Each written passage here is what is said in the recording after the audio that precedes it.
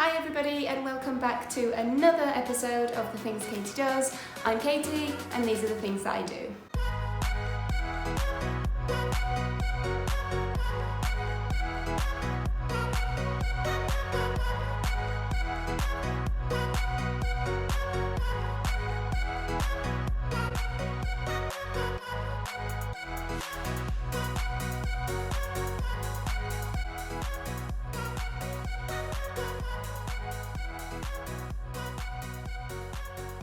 This week I thought I'd take the opportunity to run through a few of the things that I've found have been really good to keep me motivated along this challenge. Now that I'm halfway through, I'm up to day 49, so tomorrow is day 50 and tomorrow is the halfway point. I have found a few things that have worked particularly well for me just to keep me in that positive mindset and to keep me going every single day. So I thought I'd take this opportunity to share in this video my 5 top tips for keeping motivated. So let's get into it. Number 1 is accountability. It doesn't matter who it is. It could be a friend, it could be a colleague, a gym buddy, it could be a member of your family, or it could just be yourself. But having somebody to keep you accountable and keep you working out as per your routine is something that's really good for keeping that motivation high and helping you hit your goals. Whether it's a daily goal, like a 100-day challenge like this, or whether it's something where you're just trying to work out 2 or 3 days a week, it doesn't matter. Having that accountability can really help you to show up and give it your all every single day. Tip number 2 is to cut things into achievable chunks. If you set a small daily goal, it seems much easier to achieve that than to think of that end game and to focus on something that's 6 weeks ahead or 12 weeks ahead. It can be scary or overwhelming to look at something that's so far in the future. It can seem really unachievable, whereas if you take it step by step, those little daily goals give you a reward every single day. You feel great for the achievement that you've made and it keeps you going. For me, having that daily goal of working out for 20 or 30 minutes per day, whatever it is that makes me really sweat, that's the thing that's keeping me going, because every single day I feel like I've achieved something. I feel like I'm able to pat myself on the back and say, well done Katie, you showed up today, you did what you intended to do, and do you know what? I feel really great afterwards. And this doesn't have to be something that just applies to your fitness goals.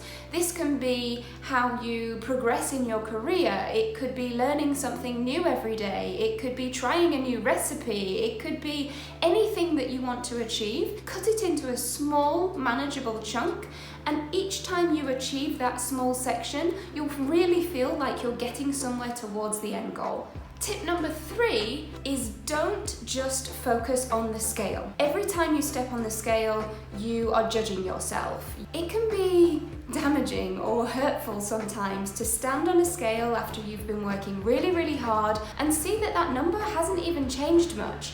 Me, personally, along this journey, my weight really hasn't changed much at all. One of the main reasons for that is that muscle is heavier than fat. So if you're working out daily and you're burning some fat, you're burning that energy, you're expending those calories, and you're watching on the intake and you're taking care of the calories that you eat each day, then you should be losing fat. But you may also be building some muscle. If you're doing lots of squats, if you're doing upper body workouts, if you're doing big leg moves where you have big muscles that are working out, the growth of those muscles could actually outweigh the progress of the fat that you're losing. So for me, one of my biggest kind of fears is never losing weight. But what I decided to do this time was a little bit different. I decided to take the advice of some of the other YouTubers that I've been watching, some of the fitness gurus, some of the people that I've been watching talking about nutrition, talking about health, and I actually started with progress photos. I've never really done these before, I never really saw the point, but what I decided to do was take photos at the beginning and also take my measurements as well as my weight. Taking those measurements has actually proved to be so important for me and my journey along the way, because although now at 7 weeks in, I've only actually lost about 1.5 kilos from when I first started. 2.2 pounds to a kilo, that's only about 3.5 pounds that I've actually lost, which is not that much on a fitness journey like this where I'm working out every single day. However, when I've taken my measurements, I've seen that I'm now almost 2 inches down around the smallest part of my waist. And this is something that I wouldn't have seen the development, or I wouldn't have known how these types of exercises are actually affecting my body if I was only focusing on that number on the scale. So I implore you, take videos, take images of yourself, measure yourself in different parts of your body and see how you're progressing, not just by that number that's on that scale in front of you, because it might not be indicative of what's actually happening throughout your body. Tip number 4 is everything in moderation. I'm sure that you've heard this over and over and over again from thousands of different people who are taking on fitness challenges, or people who work in the health industry, or people who work as fitness trainers. And do you know what? It's so true. Yes, I'm working out every single day for 100 days, but that doesn't mean that I'm cutting out all the things that I love. I genuinely love going for a beer. I like wine. I like most types of alcohol, in all honesty. I love burgers. I like to eat tacos. I like all sorts of delicious food that is not particularly good for me. Everybody does, and that's okay, because I don't eat it every single day.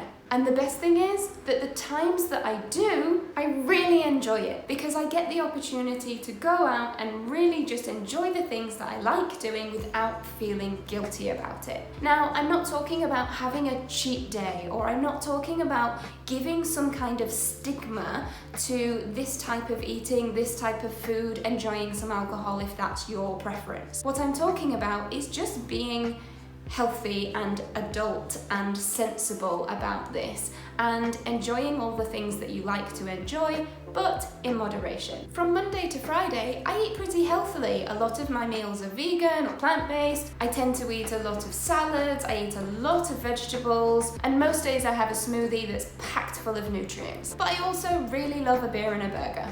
So, what are you gonna do? I'm gonna go out, I'm gonna enjoy it, and I'm not gonna feel guilty about it. But I'm not going to do it every single day.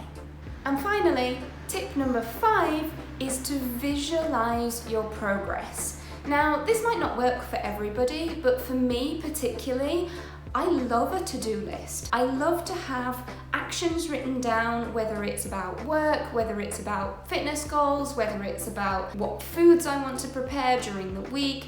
I love to have a to-do list, because I honestly think one of the best feelings in the world is being able to cross something off it. So for me, I love to cross off each day as I do it of this challenge, just because it makes me feel good, and I can see the progress. I can see that I'm now at that halfway point and it feels great. I can look at what I've achieved and say, yeah, do you know what? I did show up for this challenge every single day. I did do what I set out to do, and I feel really proud of myself. And you should too. Some people like to do this by following along in an app, or maybe using some kind of digital cross-off, but for me, honestly, there's nothing better than that scratch of a pen or pencil onto the paper that I've written that intention down on. And that's how I know that come day 100, I'm gonna feel so good about crossing off that final number on the list. So there you have it. That's my top 5 tips for keeping motivated,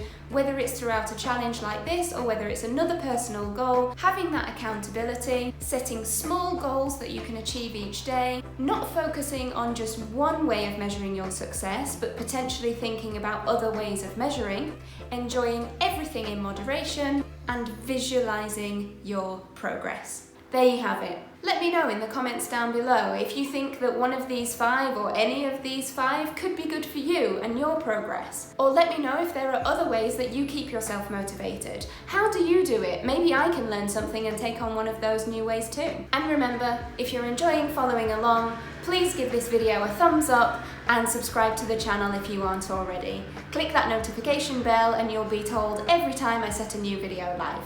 And until next time, have a great week. Bye-bye for now.